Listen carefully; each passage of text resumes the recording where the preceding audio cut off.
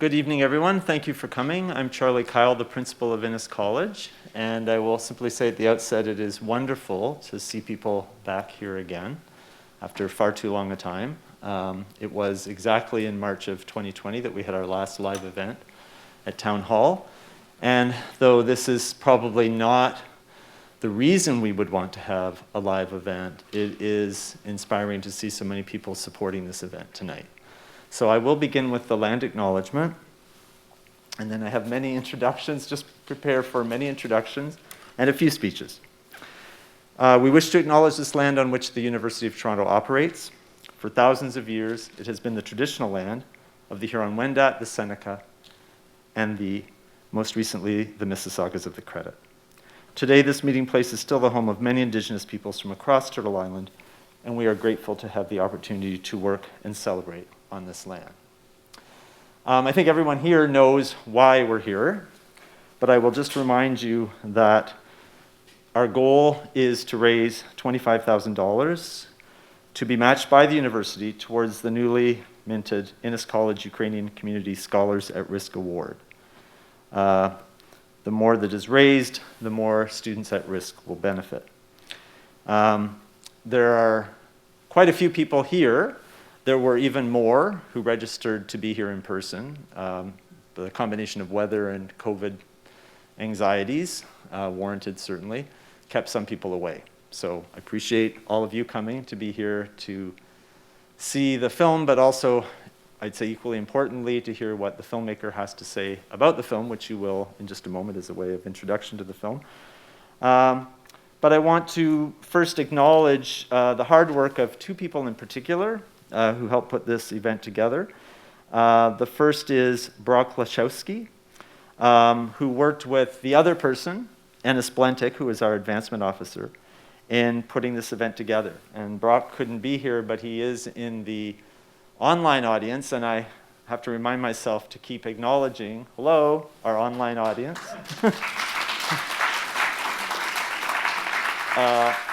Which, if the numbers indicate, is a larger one than here. Collectively, we are probably, people engaging in this event probably number closer to 250. So, and we are, of course, equally grateful to those people for supporting this event as those of you here.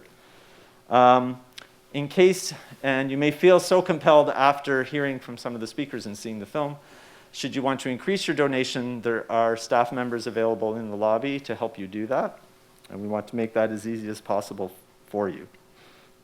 So far, and very happy to announce this, we've already been able to raise approximately $20,000 towards the $25,000 total. And I feel compelled to mention this in case anyone is of a competitive spirit, that we have someone in the audience who is the highest donor thus far. And that person is sitting right there. His name is Cliff Orwin. He is an esteemed professor within the political science department and a very generous donor, obviously. Sorry? And I should say, and I jokingly said to Cliff when I welcomed him and his wife Donna Orwin, who's previous chair of the Slavic department, that I'm sure he donated so generously because he taught me when I was an undergrad. And he quickly disabused me of that assumption. So now, I don't know, I thought there was going to be something near me. I'll mention it a bit later. There is a further reason you might be motivated to match Cliff's donation, or better yet, surpass it, but I'll save that for a little bit later. There are going to be a number of people speaking.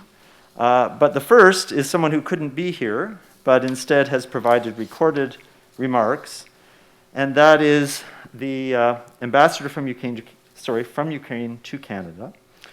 Other duties have prevented her from being here with us tonight, but she will be visiting the U of T campus at the end of April. So Yulia Kovalev was appointed Ukraine's ambassador to Canada and arrived to Ottawa on March 29th, 2022. Ms. Kovalev has almost 10 years of experience in executive positions in public administration and Ukraine's investment promotion. Prior to joining the embassy, Ambassador Kovalev held the position of the Deputy Head of Office of the President of Ukraine, in charge of economic policy development and IFI's coordination. She also served as the Deputy Chair of the Supervisory Board of National State-Owned Oil and Gas Company Naftogaz of Ukraine from 2019 to 2021, the Deputy Secretary of the National Investment Council of Ukraine under the President, and member of the National Reform Council. In 2017 to 2019, Ambassador Kovalev served as the head of the Office of the National Investment Council of Ukraine under the President of Ukraine advisory platform, which included global business leaders and IFIs, where she was in charge of investment promotion, policy dialogue, and FDI attraction. There's a little bit more.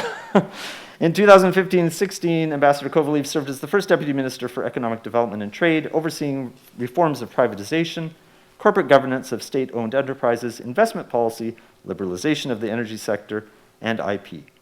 In 2016-17, she served as a chairwoman of a newly launched supervisory board of national state-owned oil and gas company, Naftogaz of Ukraine, aimed to bring governance of the biggest state-owned company to the OECD standards, open access to global financial markets, and strengthen Ukraine's energy security. In 2014-15, you'll probably notice this is going in reverse chronological order. Ambassador Kovalev served as the commissioner, but it's only going back as far as I'm now going, so don't worry, we're not going all the way back to 2000. Served as the commissioner of the National Regulatory Commission for Energy and Utilities. Before joining the regulator, Ambassador Kovalev was in charge of public administration and energy sector reform coordination at the Coordination Center of Economic Reforms. Prior to her career in public sector service, Ambassador Kovalev spent 6 years working in the private sector. She was born in Frankivitsk. I'm sure that's not said correctly. There's no vowels there, so I'm not doing very well. She holds a Master of Economics from the National University Kiev-Mohyla Academy and a Master of Public Administration from the National Academy for Public Administration under the President of Ukraine. Ambassador Kovalev is married with 2 children. So we will now hear the recorded remarks from Ambassador Kovalev. Ukrainians, the revolution of dignity, Maidan, heavenly 100, were the triumph of freedom that we believe in. Back then, in winter 2013-2014, it was a painful victory for our better European future. Those were the days of tragedies, the days of courage, the days of unity, and days of self-determination of Ukrainians as a European nation. These were the days which proved that people have the real power in a democratic world. But it was only the beginning of our fight. Russia never wanted Ukraine to be a real independent country. The stronger we are, the more we were putting our efforts to build rule of law, freedom of speech, strong economy. All this has been an existential challenge to Russian regime. And we won our battle back in 2014. I'm amazed how Evgeny Afineevsky, in his film Winter on Fire, captured the spirit of Maidan. As one of the heroes said, Maidan was a small place of a great courage. The film is an extraordinary piece of art and a great reflection of the history. As you watch this film, you can feel how this courage and brave Ukrainian spirit was being built. You can watch this film knowing what will follow and how the history unfolds. Since then, the more Ukraine was breaking ties with Russia, both politically, economically, culturally, the more pressure was put on us. Illegal occupation of Crimea, Donbass, Luhansk. Thousands of people died to protect our sovereignty and independence. On February 24th, world changed at once with Russian airstrikes throughout all of the country, from north to south, from east to west. Russia has started this bloody war against my country. Mass killings, lootings, rapes, totally destroyed cities and villages. Millions of people left their homes. Hundreds of children became orphans. Bucha massacre is just another evidence of these horrific Russian atrocities that have been committed already for 55 days.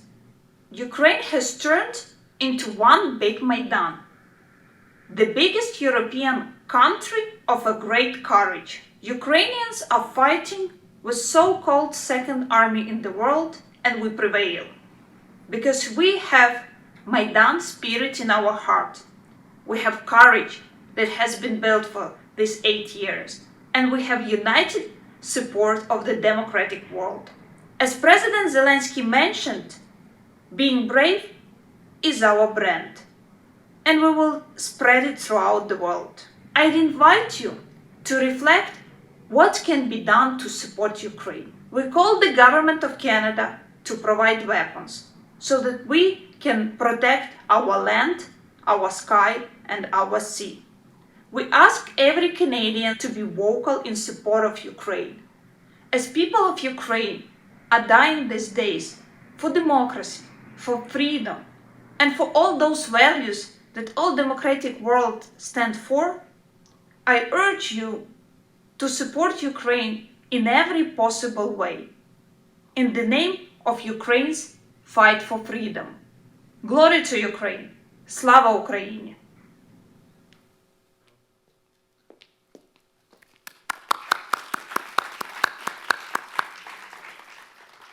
So, as the ambassador pointed out, the current war in Ukraine raises central issues about rather broad issues such as sovereignty and democracy and freedom.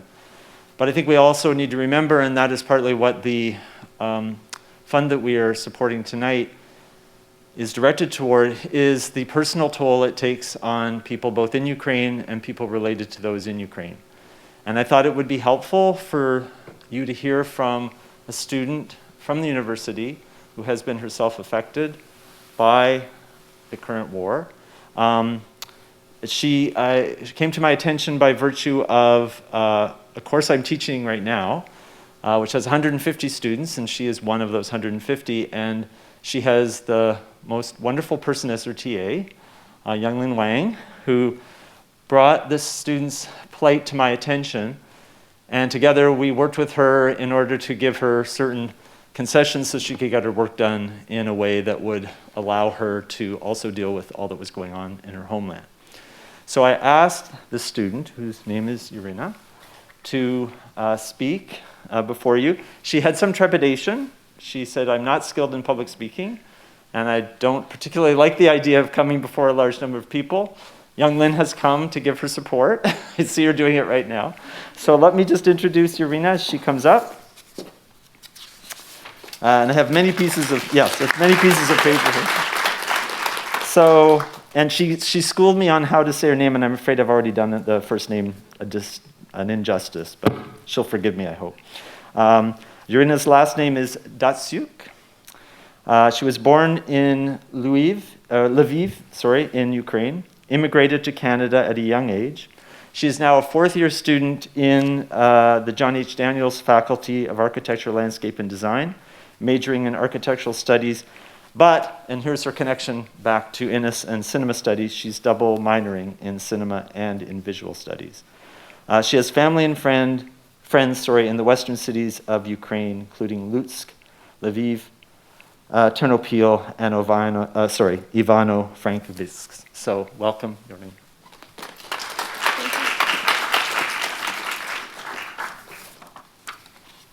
Thank you.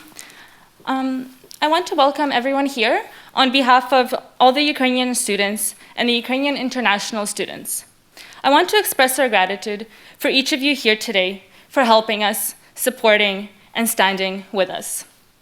As Charlie just mentioned, I am a Ukrainian-Canadian student born in Lviv. While I've grown up in Canada, I have very strong connections to Ukraine. I was actually fortunate enough to be in Ukraine with my family just last year during the online studies. Among many family members, my 87-year-old grandmother lives in Ukraine. When the war broke out, I felt so hopeless about being unable to help her. Luckily, a kind family took her in with them when fleeing to Poland. While I am so happy that my grandmother is now safe, the remainder of my family is still in Ukraine, and hearing of the airstrikes in Lviv this week and Putin's regrouping of troops in the east, I am very worried for what is to come. The past 55 days have been extremely difficult for me. Still, I must acknowledge that there are students here today with us with family in Kherson, Mariupol, and Donbass, who face a kind of pain many of us can't even imagine. Today, Ukrainian students in Canada grapple with the immense financial, emotional, and social impact of Russia's raging war against Ukraine. 6.5 million Ukrainians are internally displaced, and 4.3 million Ukrainians have left for neighboring countries as refugees. Countless Ukrainians have lost their loved ones, their homes, and their sources of income. The rippling effect of this can be witnessed worldwide in every country, institution, and community, as well as here, the University of Toronto, as students are left struggling. We are living through the most unthinkable time. While physically here, our minds, our hearts, and our souls are with our families in Ukraine. We spend most of our days worrying about them, checking in on them, monitoring the news, and suffering through countless sleepless nights, unable to return to normal as so many others have. And some of us have entirely lost communication with our loved ones. Many Ukrainian students in Canada now also find themselves responsible for getting their families to safety. We are navigating the Canadian immigration system, coordinating and financing travel, all while hoping our loved ones can join us in Canada, unsure when we will see our family, friends, or homeland again. One of the reasons you are here today is because you recognize that international students carry the double burden of financial insecurity. Uncertain about being able to afford tuition and basic living costs in Canada while providing financial support to their loved ones back home. This is especially true when your homeland is under attack.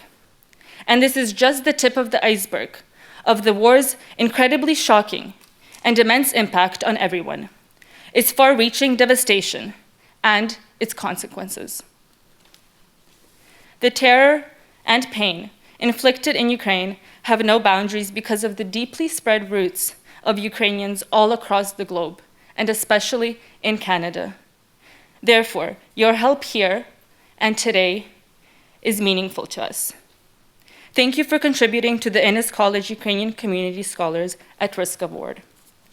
Slava Ukraini! Thank you.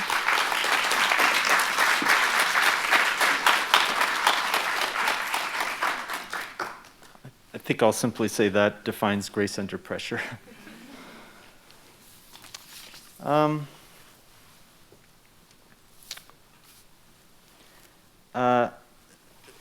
I've had occasion to, as one of the college principals, to work extensively with arts and science over the years, and the great pleasure of collaborating with the next speaker, Dean Melanie Wooden. And I know that she's deeply invested in all students, but is particularly making great efforts to help students from Ukraine. So it seemed only fitting for Dean Wooden to come here tonight. And so I will provide a brief introduction. I hope you'll excuse the constant shuffling of papers because I have many introductions to make. Again, not that many. Keep it brief. Okay. Professor Melanie Wooden joined the University of Toronto in 2004 as an assistant professor in the Department of Zoology and became a professor in 2017 in the Department of Cell and Systems Biology. In her research, Professor Wooden works to understand how the brain functions, studying neuronal circuits, and the mechanisms underlying learning and memory.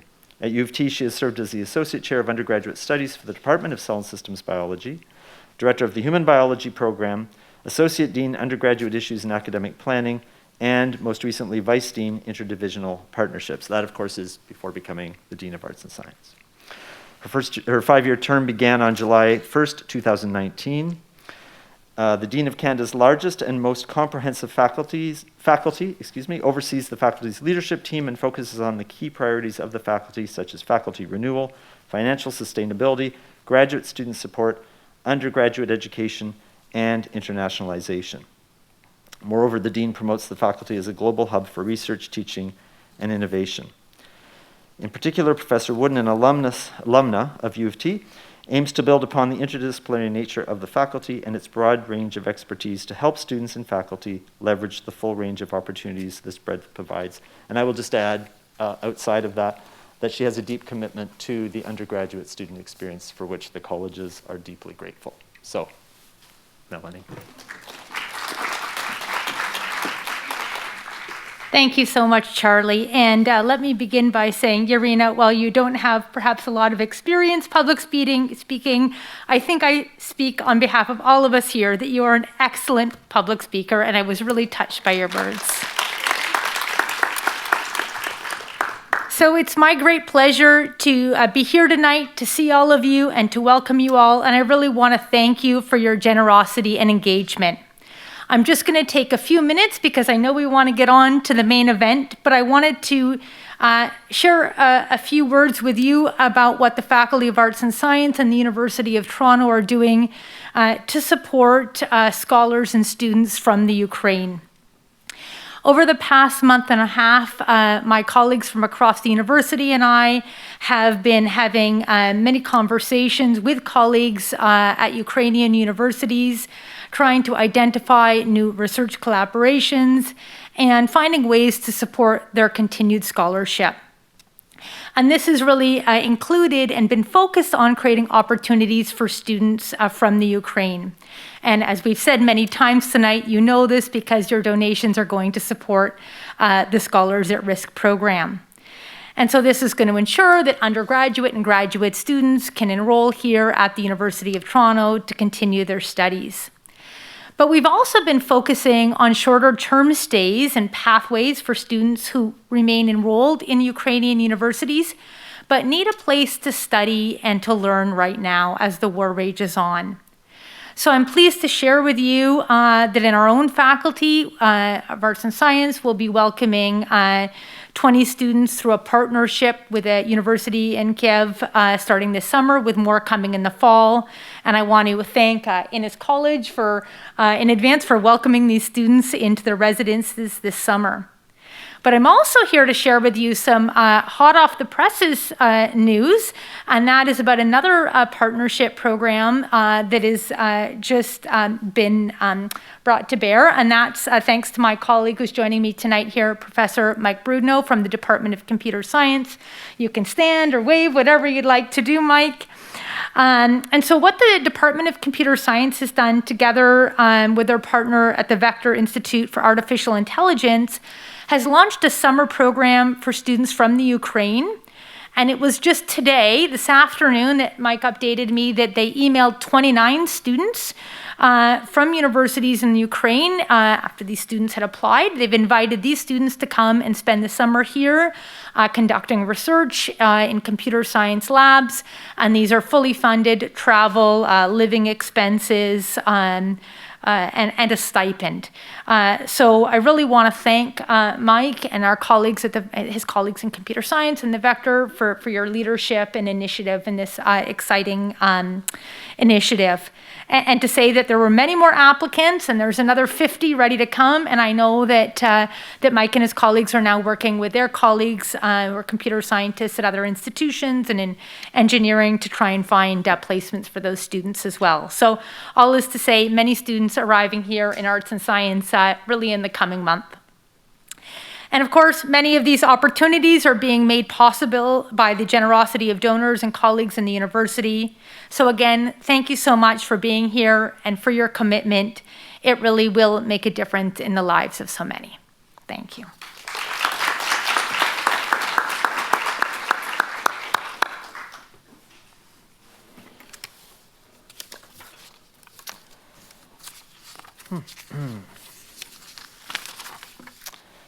So we're one speaker away from the filmmaker introducing his film.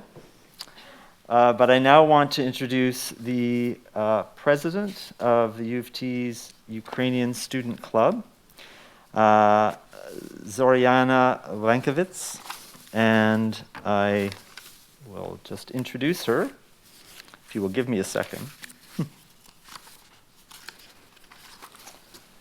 Sorry, she's vice president. I apologize. Zoriana is a third-year undergraduate student at U of T, double majoring in immunology and health and disease. She enjoys being active in the Ukrainian community. Aside from being vice president of the Ukrainian Students Club at U of T and the Ukrainian National Youth Federation, West Toronto branch, she also works for the Ukrainian National Federation of Canada, bringing the community together. So, welcome, Zoriana.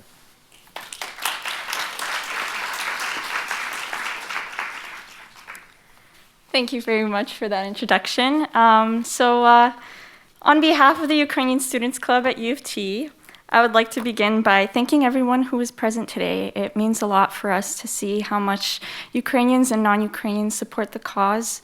And I'd also like to thank Innis College for making this event possible, and for Melanie and University of Toronto for their wonderful support of Ukrainian students, and for supporting students via the Scholars at Risk program. We know that there are a lot of students who would benefit greatly from this type of support, and that the funds make a tremendous difference to individual lives. It's very difficult to see from the grand scheme of things how donations and financial help can really make a difference. But to the people who are personally impacted by events like this, it can mean the world. So just to mention a couple things about our club at U of T, I'd like to say that we've been doing our best to help Ukrainians who reach out to us from locally and abroad. And it is honestly it's very reassuring to see how much help we're getting from the university in terms of accommodations for students, and just in general, what an impact the Ukrainian Canadian Congress and the CUF Foundation is also contributing to this event, so to this cause in Ukraine, and to students who would benefit from this. As you can tell, I'm not the best public speaker as well, Yerina. I definitely feel you when just standing up here. I'm not as eloquent as a political science student, maybe, but I would like to say that some of the things that our club has been helping out with during these difficult times is sharing resources, to the best of our abilities, because the spread of information is very important when it comes to great initiatives like this. And some other things we do is support the Ukrainian Humanitarian Appeal, which was set up by the Canada-Ukraine Foundation. And what we have also done in recent months is gather in solidarity and peace at local rallies and vigils to show our spirit and support. And we have also been collaborating with the Baltic Students Association to establish events that can also help raise funds for Ukraine. And in terms of bringing the community together, because what better way to raise awareness and spirit and generate that love for community than to reach out to our newcomers who are coming to Canada from Ukraine. So something we're planning to do as a Ukrainian Students Club is work together with the Ukrainian National Youth Federation and host an event where we can have the youth from Ukraine, university students or even younger, just to come and celebrate culture with us and find their place at home amongst Canadians here, especially during a time where they themselves have that detachment from culture or feel like their culture is being taken away from them. So I'm very honored to stand here today to represent the Ukrainian Students Club, because even our own students are making such a big difference. One of our executives who couldn't make it out tonight has actually flown to Poland today so that he can help the Ukrainian Medical Association team on the border as a translator, as the medical team also provides supplies and support for Ukrainians fleeing their country. So as little as I feel in this community, and I know sometimes we can all feel really small in our efforts, but it is very, very, it's an honor just to stand here and say thank you to all of you for the little donations you make, for the support you have, for the spread of information that each of you do, and for coming here to learn about the 2014 revolution in Ukraine. And I hope that this movie can shed some light on the situations of today and how history can at times repeat itself, but the important thing is that we're all here learning and showing our love, care, and compassion for our fellow brothers and sisters, and making an effort to learn about its past, and deeply trying and praying that situations like this don't repeat themselves in the future. So thank you all for coming, and thank you for having me today. I hope you all enjoy the film.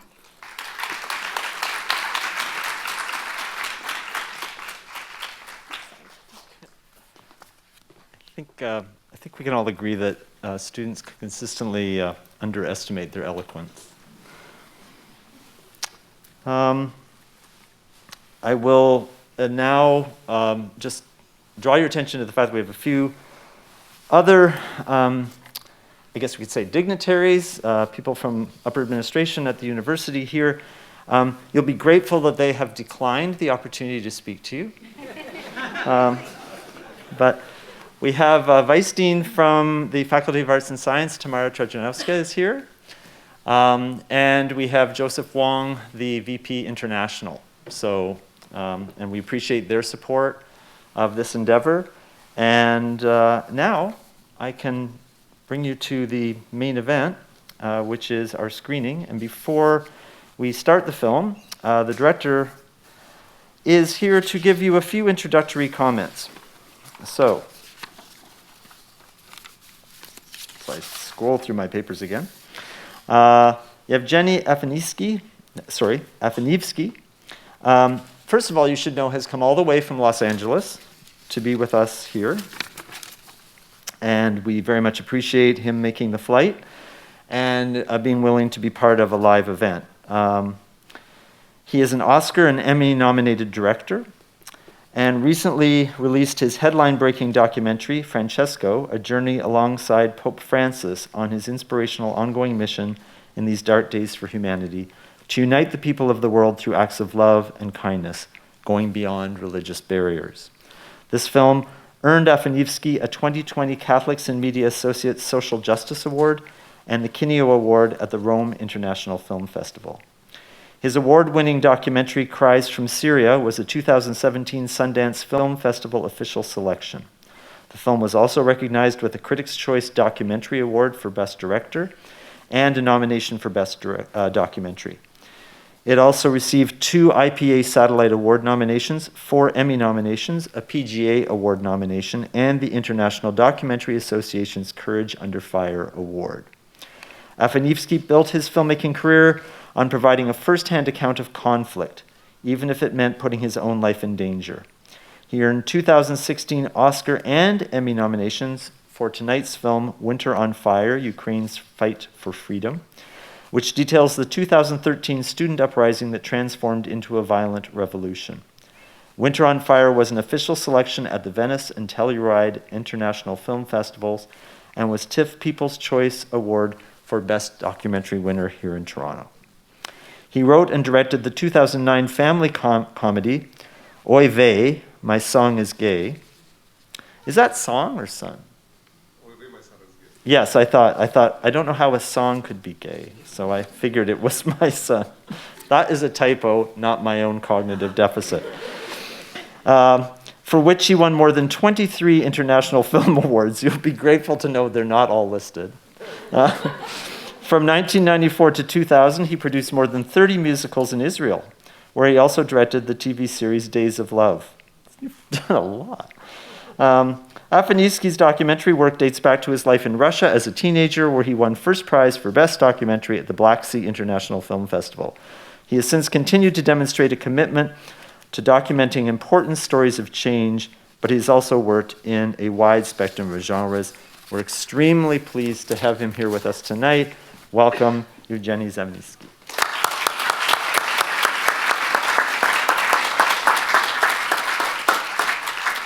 Hi, everybody hear me? Yeah. I will do without mic.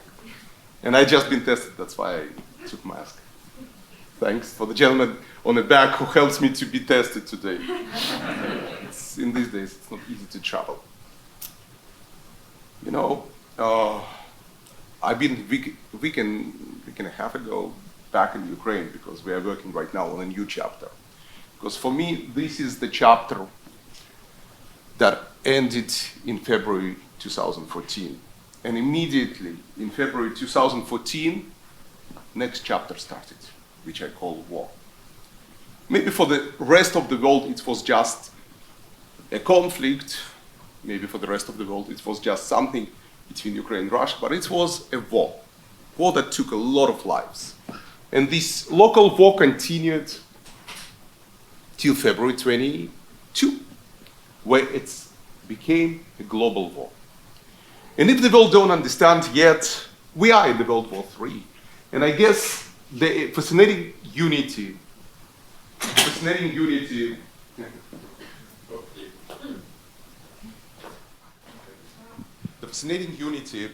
of Ukraine should be inspiring the entire world to unite.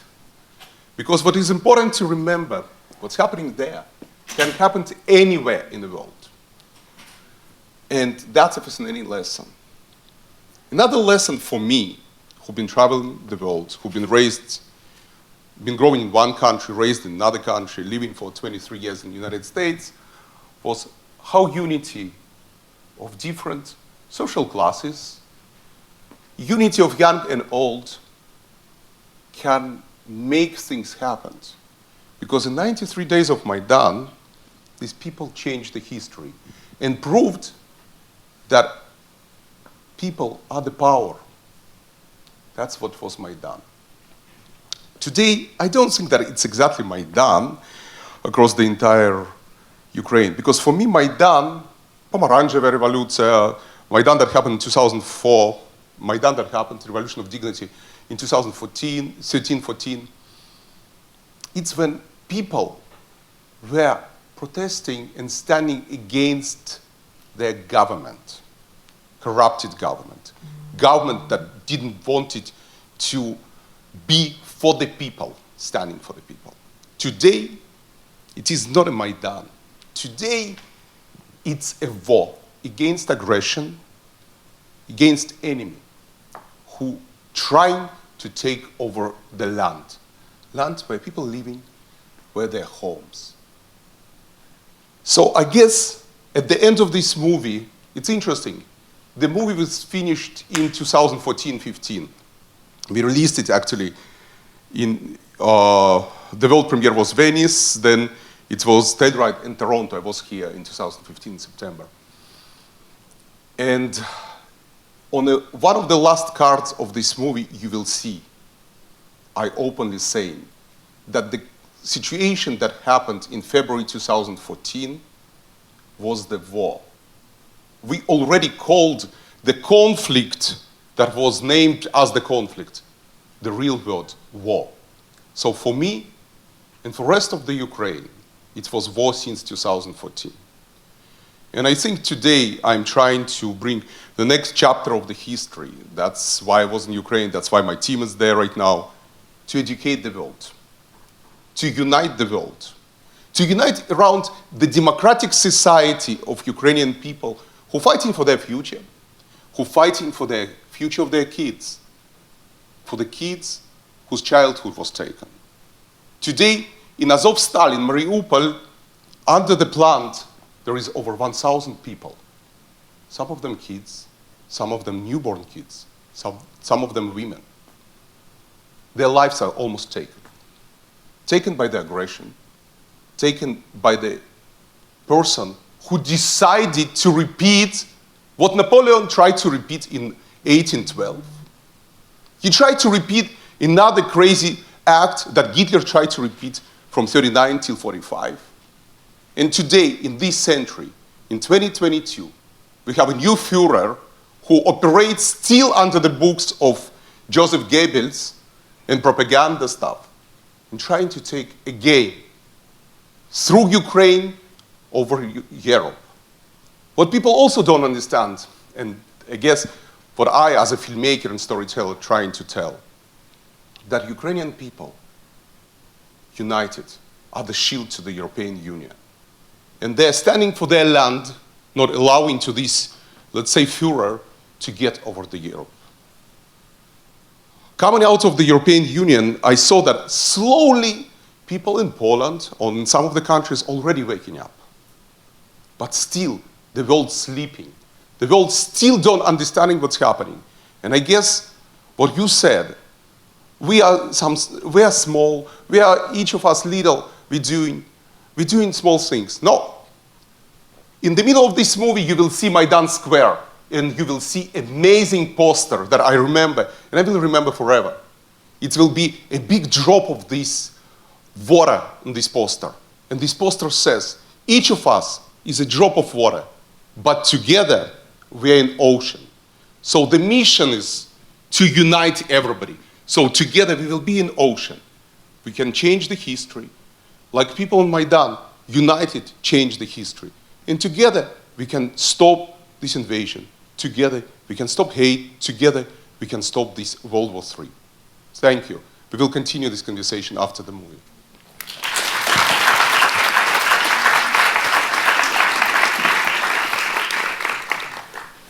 So I apologize to our virtual watchers, listeners, if you didn't get the entirety of what the filmmaker had to say, but I think certainly the powerful points at the end of his introduction came through loud and clear, with or without a microphone. So let me just preview for people how the rest of the event will work. We will screen the film now, and then directly afterwards, the filmmaker and our moderator, Professor Lucan Way, will come to those two seats and engage in some discussion before taking questions from the audience. So I hope you'll stick around for that component. And then after that, just two things to keep in mind. First of all, there is a gift that we have for one of our donors, and I will tell you more about that. So this is an incentive to stay to the very end. But then also, I've invited another student to come to speak at the very end of our event, and I would very much like if you could stay out of a courtesy to him, because he's coming from an exam. So he's finishing exam. Yes, I know, we probably shouldn't stress the fact that we have exams that go as late as 10 o'clock. But he's coming from an exam, and it would be very nice if everyone could still be here to welcome him after he makes the effort to come after a very long day for himself.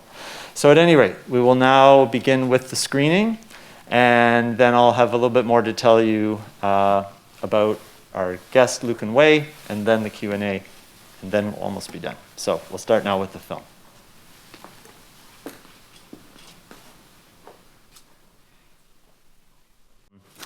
This is coming from the Central Advancement Office of the university. They just wanted us to all realize that this particular evening is supporting a fund that is part of a broad-based fundraising initiative across the university for the Scholars at Risk program, which is, again, a broader-based program than this particular fund. And to date, $470,000 has been raised to help students in critical need. So certainly appreciate that effort.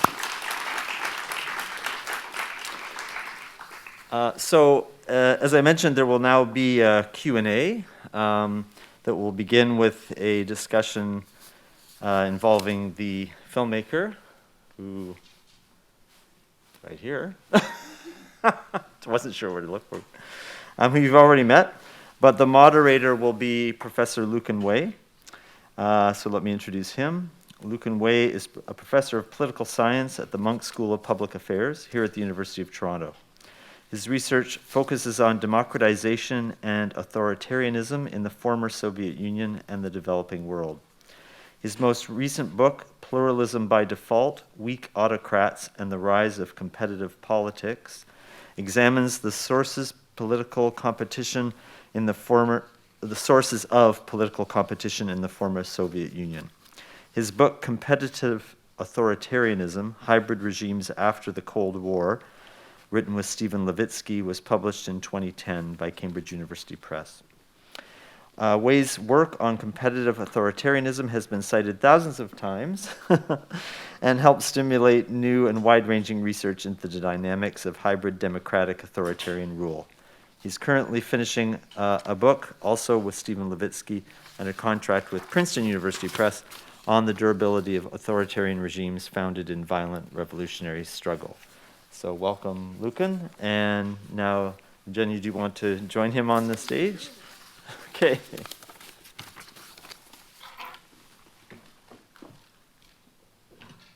Thank you, Evgeny. Is the mic on?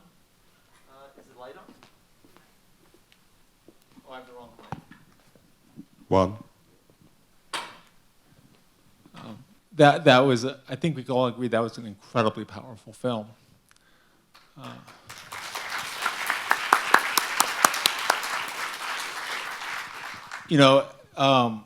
For those of us who remember that, it really brought back the essence of that moment, and I think in a number of ways.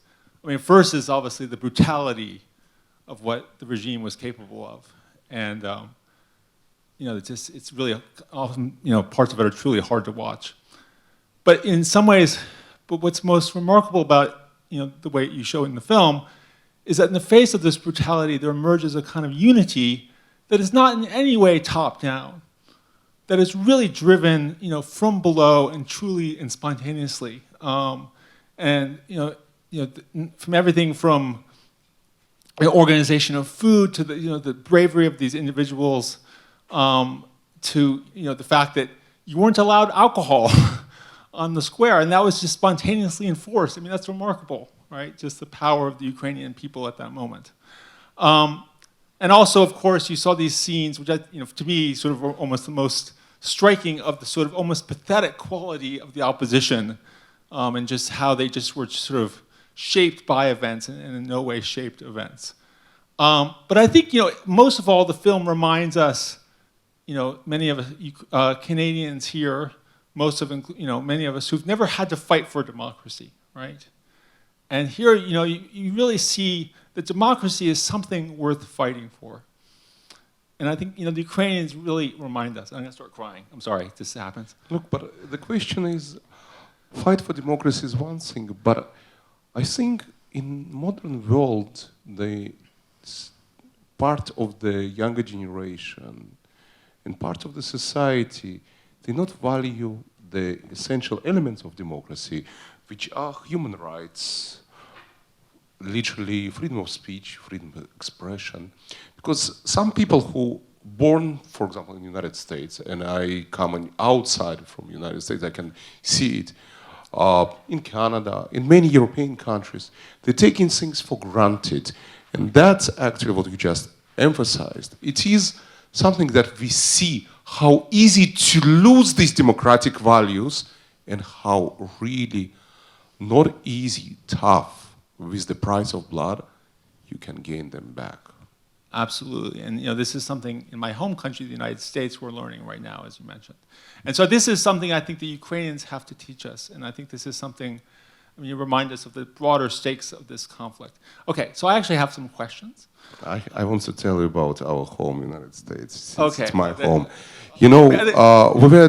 I mentioned before the movie interesting thing. It can happen anywhere in the world. For people who are familiar, very close with Maidan, I will tell you interesting thing. I was, in 2020, I was finishing Francesco, actually, and I was traveling, but I also was during the BLM protests in the United States. And what was interesting, Maidan started with the peaceful protests of students, and then was infiltration of the provocators who ignited the beating by the police. United States 2020, BLM protesters marching it peacefully. I had a lot of friends who were there. And then infiltration of provocators, aggressive beating of American police. The second chapter, same BLM, all of a sudden, we're starting to take monuments in the United States down, Confederation. In Ukraine, in 2013, it was the same thing. The historic monuments of Stalin, Lenin were put down. It's like same scenario from 2013, 7 years later in America. Now, let's go next. Yanukovych calling to Putin in 2013, and Putin really igniting his brain to get more powerful forces to crash the rebellion. 2020, Donald Trump calling to Putin, same day we get in National Guard. So it's interesting to observe how Ukraine, 2013, and 2020 America, same scenario and same powerful writer who writing scenario into different countries. Bottom line, what's happened there can happen to anywhere in the world if we will not learn the lesson. Absolutely. I think that's actually the most important lesson of the film. So my first question has to do with your own prescience. Early in the days after the invasion in late February, many people, not all of us, were quite in despair. That many expected that the Russian army would simply crush Ukraine, that it was simply a question of days. I mean, you had the most, august military specialists who thought that Ukrainian army would be defeated. In an interview that you had right then, you predicted the opposite, right? You said that Ukrainians will fight to the last drop of blood. So tell me, why were you so confident then that Ukraine, what turned out to be absolutely the case, that Ukraine would defend its freedom like no other? First of all, being on Maidan in 2013 and 14, I saw how they determined to fight for their motherland. And it's something that you not see sometimes in these days. And that was number one. Number two, the unity that I saw there. The fascinating unity that blew my mind because I never saw some unity like this. I also realized that if you will track the old promises of Putin to Crimea, to all the parts of Ukraine which never been fulfilled, Putin with his own hands literally united Ukraine in these 8 years from Maidan till today. So it was obvious. So all these miscalculations, also his illusion that he took Crimea in 2014 and Donetsk and Donbass so easy were his big miscalculation. And the fact that I knew already Ukrainian spirit, I knew how the human spirit in them will prevail over the war. I was 100% sure that they will be fighting. Even today, we can see how inside of the Azovstal, Sergei, whose letter yesterday I passed to Pope Francis, he wrote in this letter that he, as an officer who gave us to Ukraine, he will not leave this piece of land. He will be fighting until the end. All what he asking to evacuate women, children, newborns, dead and wounded from there, because he don't want them in this battlefield. But he will not leave this little piece of land, which is his motherland. He will be fighting until his last drop of blood. I was reading this letter before I was passing this to Pope Francis, and I was crying. I just received a message from him on my phone. There is a message from inside the Azovstal. And he is still asking the world to intervene and evacuate everybody into the third country. And that's Ukrainian spirit. Amazing, human, determined. Same time, we saw how they reacted to the draconic laws And we saw with which great humor they just put the battleship down and made the stamps, battleship go fuck yourself. That's a great spirit in the middle of war. Black humor, but just shows that they have a high spirit to laugh on all these things. It's amazing to see this kind of spirit. It's amazing to see how, despite this war, I met amazing Vera, who was playing in Kharkov literally in bomb shelters, her violin, or Denis, who was playing in Kharkov between the rubble. It's amazing how this spirit is there, human spirit. Not to leave their country, but to be there and to fight for this country. Absolutely, I think we all share that reaction. So, I think all of us are kind of struck by, watching this film, and you sort of, certain phrases like Slava Ukraini that sort of really became popular in Euromaidan, Molotov cocktails. I mean, as you said, the spontaneous. I will tell you something. Ukrainians were less kind of connected to their hymn before Maidan, but it became a prayer. Do you know how many times during the day they were singing this hymn? It was something unbelievable. It became like a prayer. And it's really, I think, Maidan was the rebirth of nation, for me, at least what I witnessed. And it was amazing how they connected to their roots, how they, because it was different than Orange Revolution in 2004. But it was really a rebirth of nation. And today we can see how the younger generation literally, look, they have younger president. They have the entire ministers are young. Today is the birthday of Dmytro Kuleba, the Minister of Foreign Affairs. I was texting to him. And they're younger. They're younger than me. They're younger than many of the young people that I know. But it's beautiful. It's a younger generation. It's a young country. And they are deserving to be a part of the democratic society because that's what they're trying to build. So you earlier referred to this briefly, which is talking about the global war. Can you just talk about a little bit about what you feel like is at stake right now with this global war? And what does that mean, say it's a global war? If the world was observing the conflict from 2014 until literally the beginning of 2022 as just a conflict between Ukraine and Russia, actually between Russia and Ukraine, because Russia initiated the conflict, then today, from this invasion, we can see that the entire world is a part of this thing.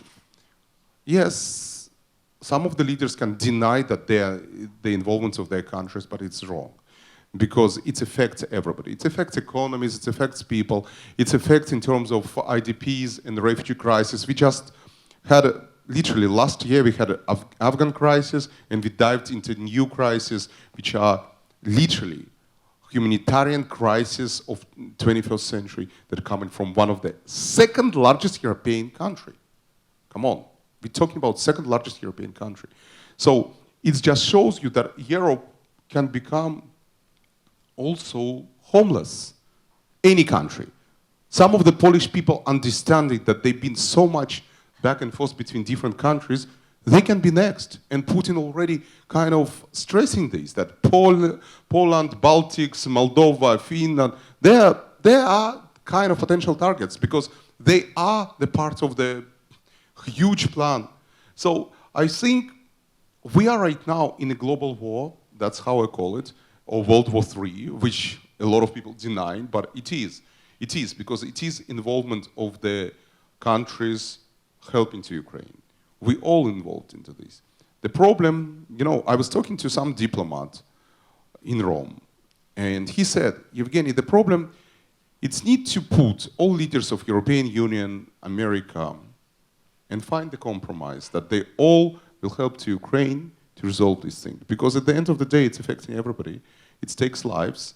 And if Ukraine will fail, Europeans will be next. They're just not understanding this. And it's true, they don't. So that's why I see this global issue, global threat of Putin. Because I will tell you, his tanks were firing at the nuclear plant. If this nuclear plant was exploded, European Union was in deep shit, deep shit.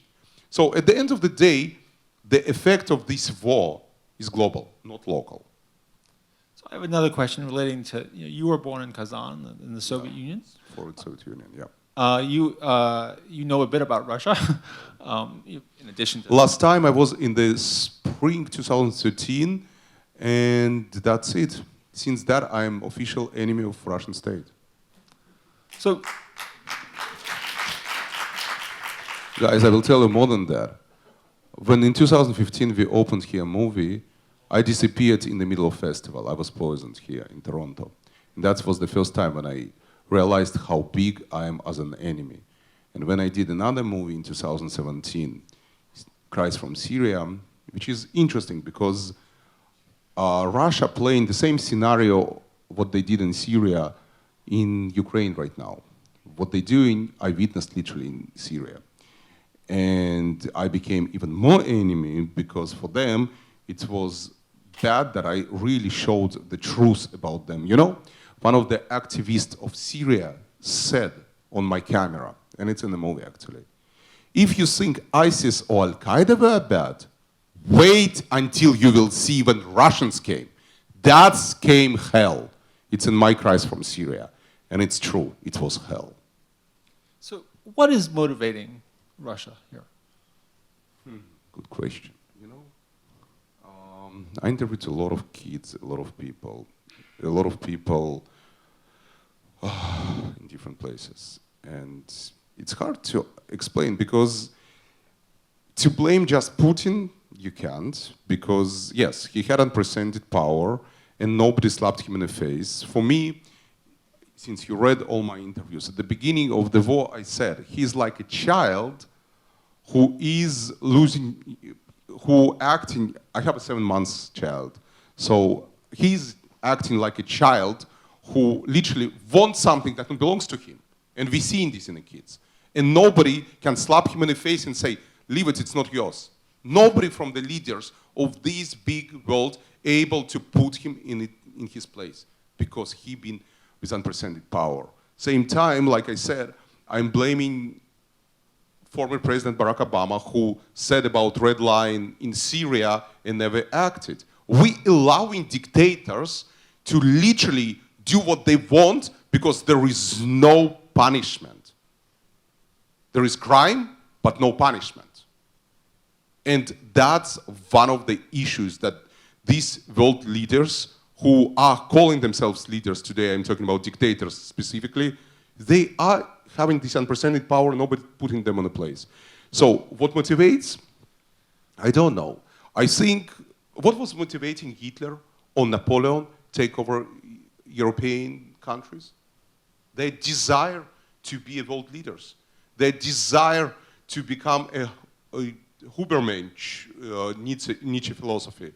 I guess that's, you know, one child from Chernigov, 11 years old, we asked him this question, and he said, I guess Russians not have enough land, they are big enough, but I guess it's not enough for them. They want to get more. That was the child of 11 years old. I have a lot of kids that I interviewed, because you know what, for me, I think it's important to hear something unfiltered, something that this younger generation, these kids whose childhood was taken, to hear it from them. What motivates them? You know what, we can't blame only him, because today, the people who are firing the guns, they're also responsible on these crimes. It's not only him, it's also them. And in my opinion, I think he's just repeating the historical mistake. And history repeats every century over and over. And you know what is interesting? Ukraine been shielded to Europe through many centuries. Tatar-Mongols who were trying to take over and went towards the European countries, being part of the civilization. And Ukraine was also kind of involved into this war. A lot of times Ukraine was the shield between Europe and Russia, because what is interesting also, the missing link is the history. that Kiev and Russia, the beginning of the history was starting from Kiev. The Russia itself started from Kiev, which I think Putin also forgot. So it's a lot of missing links, and I think Putin's desire to become a leader of the world and create empire, I think that's what it is. That's the desire of one man to take over the world, and he literally created more and more monsters who are firing the guns like himself. So that's my opinion. Great. Thank you so much. I'm sure a number of you have questions. Does anybody have any? Yes. Yes. So we have microphone runners, so if you have a question, put up your hand and just put it up nice and nice and high so that and the person with the mic will bring the mic to you. And we ask that you just wait until the microphone comes so the people who are watching virtually have a chance to hear the question as well.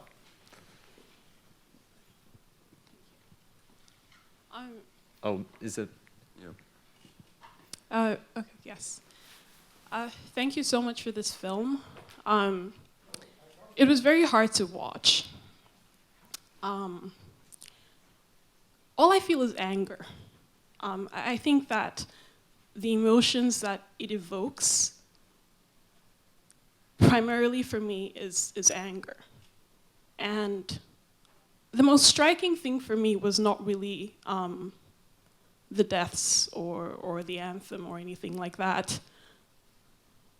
It was the impotence of the diplomats, of the legislature, the infrastructure that's there to represent the people, not just in one country. The US, the EU, visited Yanukovych. They tried to negotiate with a tyrant, and it was futile. And I'm seeing the same thing play out now. There are representatives going, I think it was the Italian president or prime minister, someone who recently said that he's beginning to think Putin is not listening. 55 days into mass slaughter. It really, I feel disgusting sitting down here, and I really don't want to sort of vomit my thoughts on camera, on film. But I feel very powerless to do something that actually matters for people who are stuck in Mariupol, for example. The people who are responsible are refusing to act with courage, and they're leaving the children in a bomb shelter to do that. It is obscene. How can we actually move forward in a way that honors the courage of the people actually fighting this? I understand this is a huge question. It's probably, maybe I'm asking you both, I'm not really sure. But what can we actually do? Thank you. I will tell you.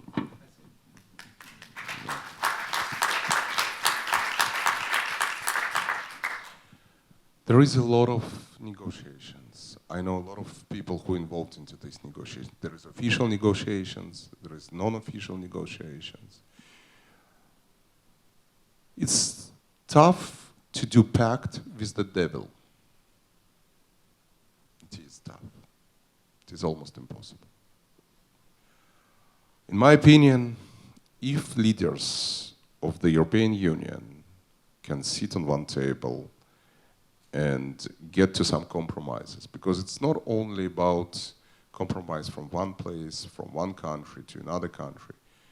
I guess the whole world needs to understand this war is World War III and find the compromises. Then it's all possible. I don't know what we can do. We only probably can go, and you guys can pressure your government, same like I can pressure my government. I, as a storyteller, trying to tell the new story and document the history, because I know that in 2-3 months, media will be going down, because the people tiring to see the war. It's really tiring. And I will give you another crazy example. Look how much airtime was taken by Will Smith's slap, and that was kind of much more easy to sell for the networks than the war of Ukraine. So it just shows you that media slowly will jump different direction. So for me, I'm ashamed when for 2-3 days, President Biden and our Secretary of State were saying, oh, we need to investigate these crimes in Bucha and Irpin. Wait, before investigating, we need to stop the war. So these crimes not will continue. That's what we need to do. And then investigate crimes. So it's tough when the countries trying to abstract themselves and thinking, it's not here, it's not with us, so okay, we will do something, we will contribute, but it's okay. It's not touching us. No, it's touching the entire world, unfortunately. And I guess pressure on the governments, things that people do in these days, demonstrations, bringing attention, that can help. I'm trying to do it as filmmaker, I'm trying to do it as activist, I'm trying to see through my connections to the governments what I'm able to do. I'm trying right now to, why I'm directly with Azovstal, because we're trying to help find solution to that. And solution needs to happen in the next couple of days, because it's really bad. Yeah. But at the same time, you know what? It's the leaders of the world, like you said, we are ashamed of them. We are ashamed of them because they not taking this seriously, and it takes lives. I wish from the beginning of the war it was taken seriously and the countries cooperated and stopped this invasion.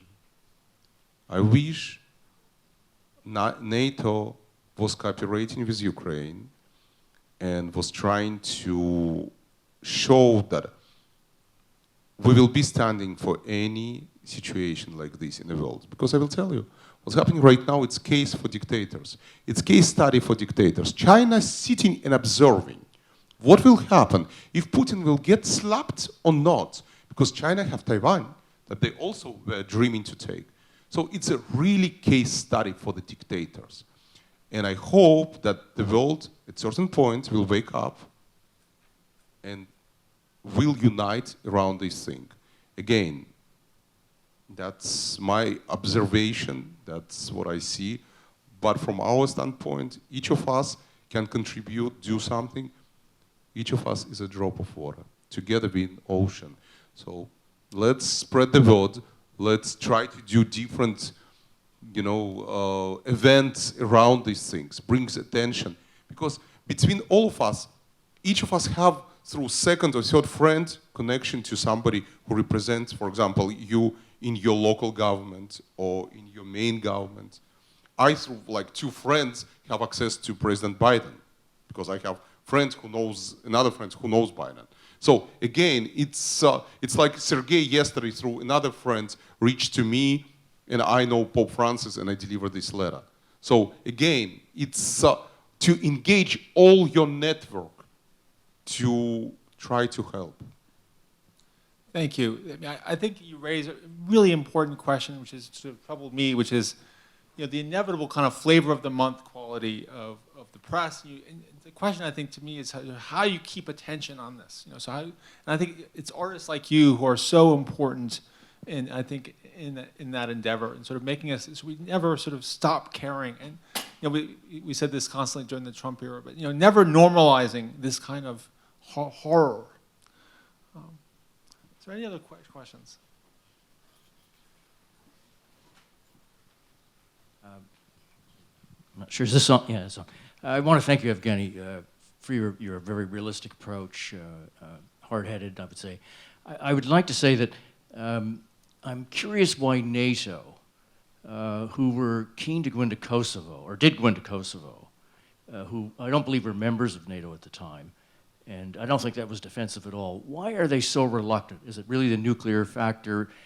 Are they really a defensive organization? Are they afraid of Putin? What is your take on that? You're talking about you mentioned Kosovo. Which organization you're talking about? NATO? Yes, I believe NATO I personally think that if it will be used, again, I'm realistic, but we're dealing with the person who have some kind of... First of all, we need to realize that Putin was, for the last 10 years, very paranoid. He killed a lot of people by poisoning. He started to fear the same thing for himself. And then through the pandemic, he even more isolated himself. He was fearing for his life. And this paranoia obviously created some kind of damage to his brain. And right now, with the complex of superiority, Napoleon complex and everything, who knows what's happening in his brain. Now, do I believe in nuclear thing? You know, I don't think that he will use major nuclear weapon.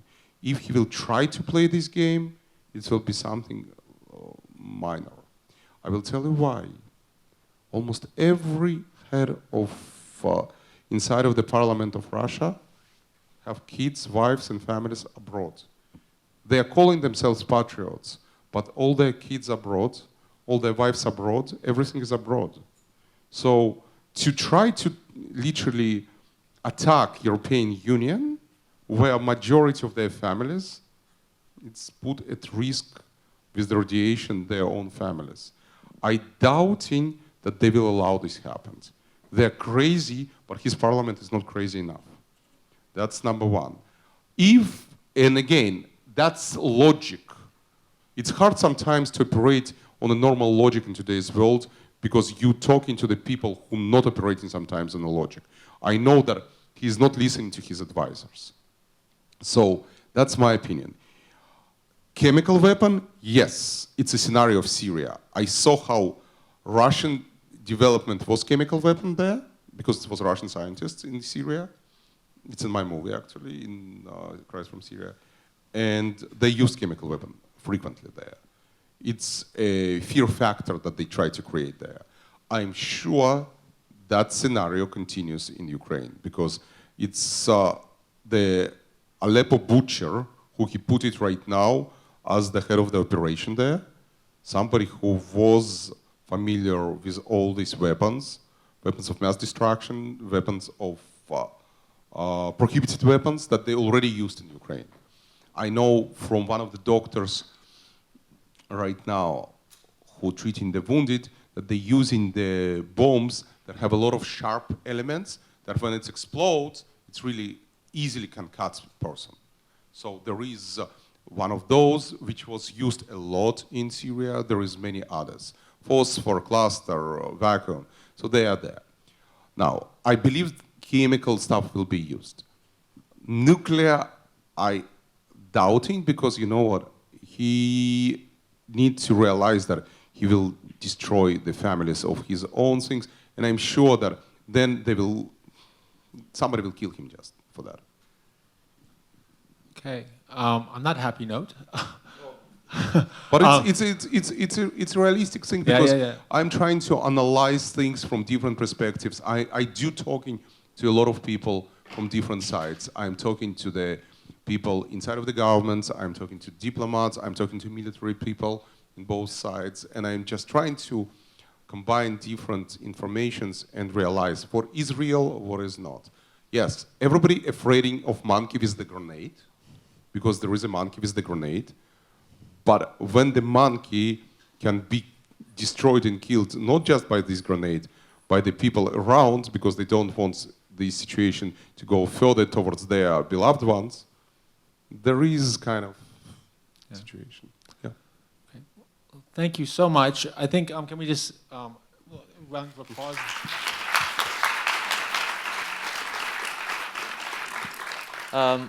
I know that I'm testing everyone's patience here, but I had one question that I wanted to ask, which is not so much about the state of the war, but rather about your method. Because obviously the power that this film exerts is in part because of the witnessing it does. I mean, obviously there's a lot of compilation after the fact, and there's the interesting interplay between people reflecting on what happened and knowing that they were part of what we see. But I wonder if you could just talk about the way you're depositing yourself, much like a war correspondent, into events as they're happening. And could you tell us how much of the footage is what you're responsible for and how much is stuff that you've gathered together from other people? I think all my storytelling is kind of AAA. It's AAA, not the company for the cars. It's activism, advocacy, and action.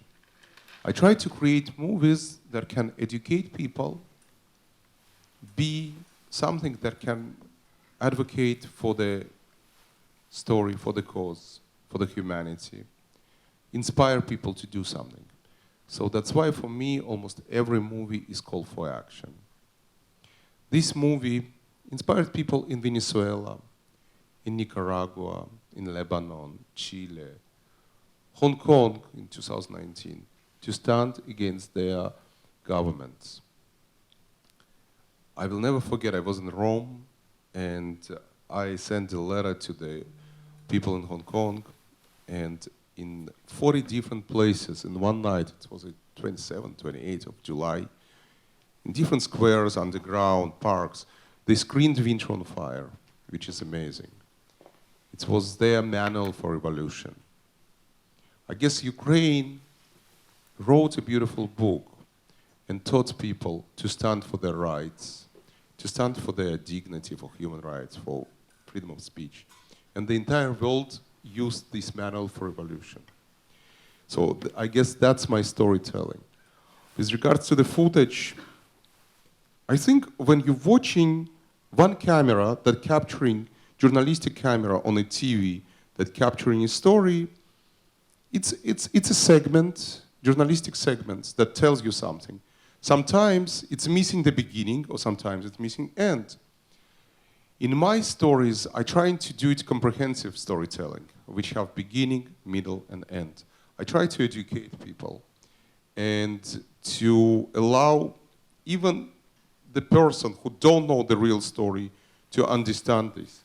So I guess that's why I use a lot of cameras and a lot of people on the ground, because to tell the story or to raise the child, you need a village. So that's why you had here 28 filmmakers, and I think right now we have even more to tell the story of the war. Because you can't be in one place.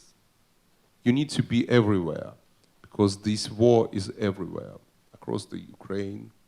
This war in Russia, because Putin, if you will think in reality, Putin's war is against freedom of speech, journalists, media. Putin's war against Ukrainians, Putin's war against Europeans, Putin's war is against the world. So it's hard to be in one place to capture this war. And you need to have a lot of boots on the ground to tell this. That's why I'm filming a lot. I have a lot of people who also filming with me. And that's why at the end, you can have this kind of comprehensive story with the beginning, middle, and end.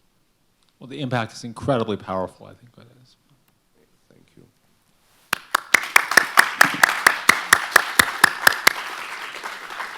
Okay, I just want to wrap up by saying that you'll see here a painting, and I want to explain first of all the message behind the painting and then what the painting is going to be doing in relation to this event.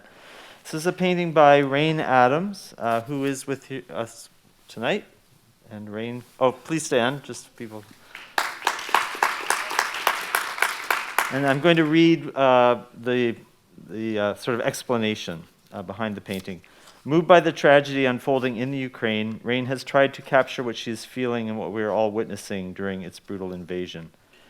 Rain is a semi-abstract acrylic painter who lives and works in Mississauga. She has generally donated this painting, and it will be gifted to the individual who donates the highest amount to the fund as a result of this event here tonight. And as you all know, we have the person here, unless someone in the virtual audience wants to signal, no, I'm out donating, Clifford Orwin. This painting is now the possession of Cliff, and thank you again, Cliff, for the generous donation of $5,000.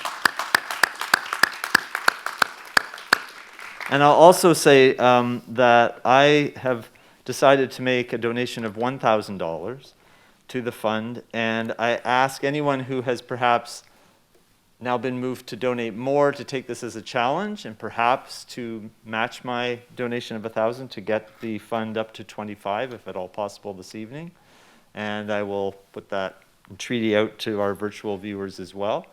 But we would love to remember that the donations will be matched in their totality by the University of Toronto.